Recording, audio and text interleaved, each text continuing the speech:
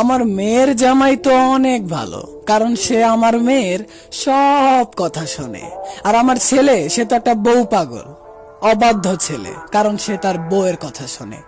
একই লাইন, কিন্তু দুই জায়গায় দুই রকম শোনাচ্ছে না? নিয়মটা চেঞ্জ করেন বাজান। তোমার কি মনে হয় তুমি চলে গেলে আমি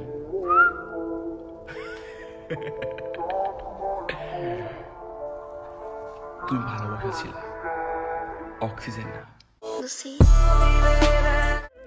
আমি কিন্তু একা হয়ে যাইনি, আমি কিন্তু একা হয়ে যাইনি, আর স্বার্থপর নই। আসলে মানুষের মাঝে একটু কম মিশি। কারণটা অতীতে কেউ একজনের করে যাওয়া বেইমানি। যদি গোলাপ ফুল দেওয়াতেই ভালোবাসা হয়ে যেত মেরি জান, তাহলে ওই মালির পেছনে পুরো শহর ঘুরতো।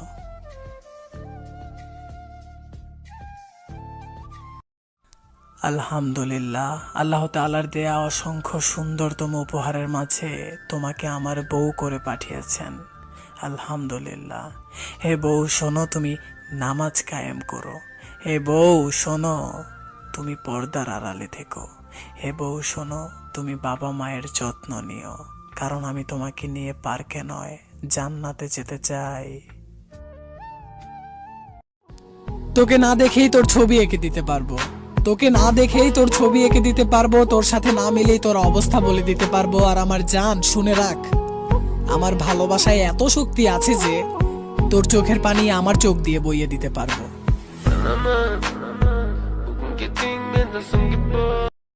নারীরা কখনো হারে না, তাদেরকে হার মেনে নিতে হয়।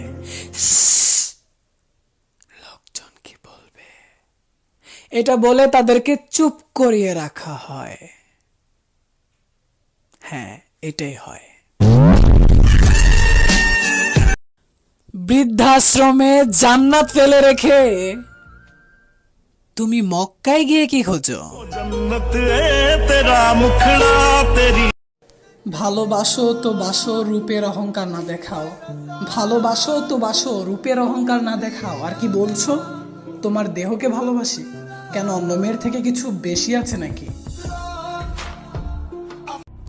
আরে আমি তো তোর চোখের কাজলে মরতে রাজি ছিলাম, তুই দিয়েছিস বিষ।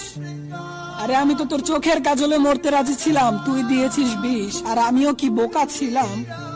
আমার ভালোবাসা তো ভালোবাসা, এই রূপটারও তুই ছিলে একমাত্র ওয়ারিশ।